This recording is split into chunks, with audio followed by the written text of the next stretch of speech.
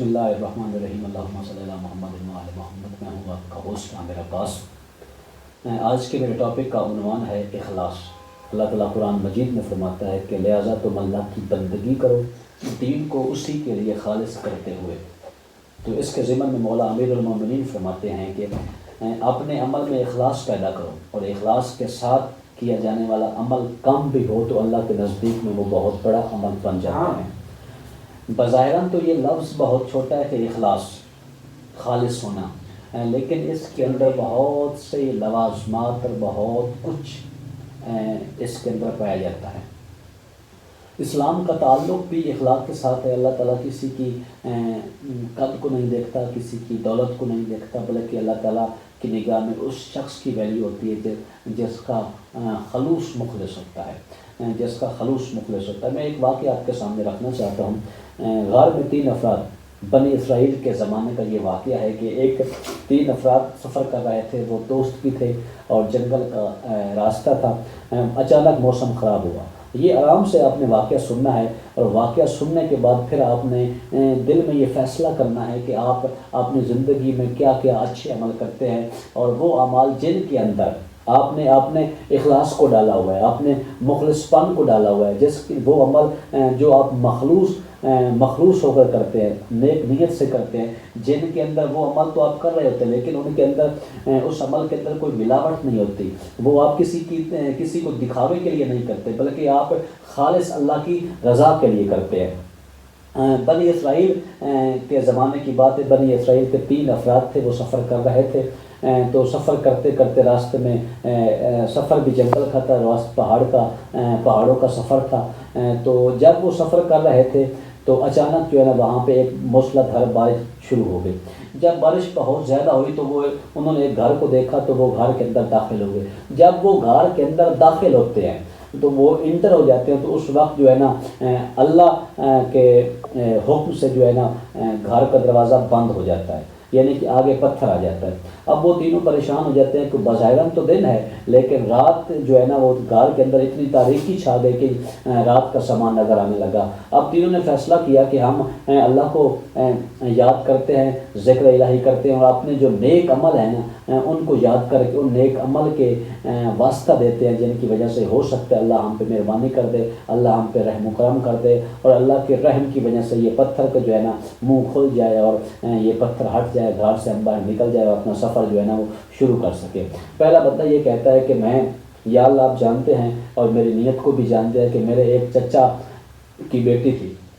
جو بہت ہی خوبصورت تھی، جس پہ شباب بہت خوبصورت تھا۔ میں جب بھی اس کو دیکھتا تھا تو میری نیت خراب ہو جاتی تھی، تو لہٰذا ایک دن جو ہے نا میں نے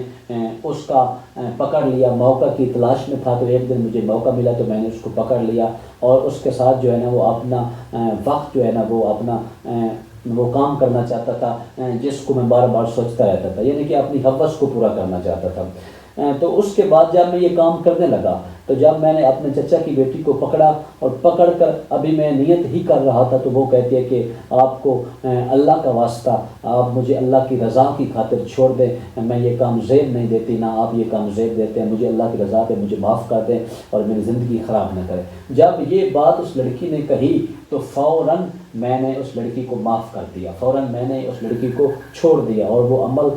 بھی نہ کیا جس کے کرنے کی وجہ سے میں جو ہے نا اس لڑکی کو، اپنے چچا کی بیٹی کو پکڑا تھا۔ جب میں نے یہ سنا کہ آپ اللہ کی رضا کی خاطر جو ہے نا مجھے معاف کر دیں، چھوڑ دیں، تو اس وقت میرے دل کی کیفیت تبدیل ہو گئی،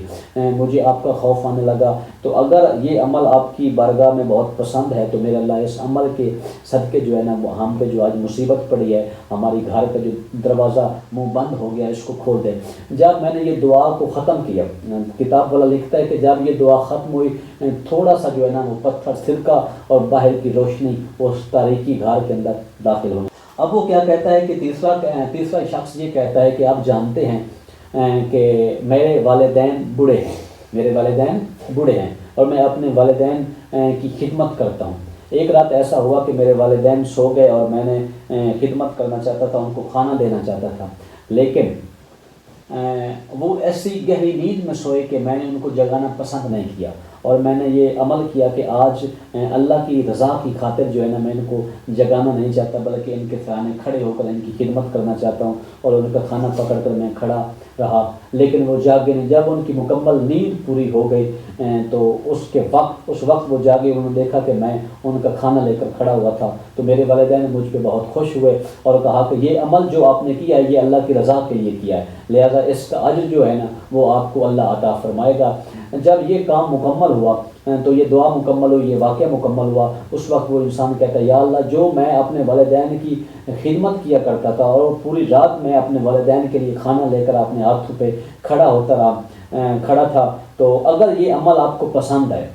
تو میرے اللہ اس عمل کے صدقے آج ہم پہ جو مصیبت آ پڑی ہے لہٰذا اس کو معاف کر دیں، اور ہماری گھر کا جو دروازہ ہے جو منہ ہے اس کو کھول دیں تاکہ ہم اپنی زندگی کے سفر کا آغاز کر سکیں۔ تو وہ انسان کہتا ہے، کتاب والا لکھتا ہے کہ تھوڑا سا دروازہ جو ہے نا وہ پتھر زیادہ سرکا، یعنی کہ اب زیادہ روشنی آنے لگی۔ ایک انسان بچ گیا تھا اور کچھ منہ بچ گیا تھا، وہ کیونکہ پتھر اتنا بڑا تھا کہ وہ اس کو اپنے ہاتھوں کے ساتھ اگر وہ مل کر بھی زور لگاتے تو وہ پتھر واپس نہیں جا سکتا تھا۔ اب تیسرا شخص یہ کہتا ہے کہ یا اللہ آپ جانتے تو ہیں میرے پاس مزدوری کیا کرتے تھے، اور جب ایک مزدور